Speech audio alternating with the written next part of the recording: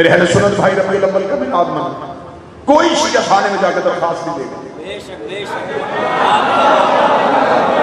हम किसी जुलूस का रूट तब्दील नहीं करेंगे, हम आपके जुलूसों का इस्तकबाल करेंगे। हमें अच्छा लगता है चाहे वो नवासे का जुलूस हो, चाहे बनाना का जुलूस हो, लेकिन मुसलमानों थोड़ा हमसे सीखो। अभी याद है, मैं रस्ते में देख रहा था, अली भाई के साथ मैं रस्ते में देख रहा था, जुलूसों में एक नालैन की छवि,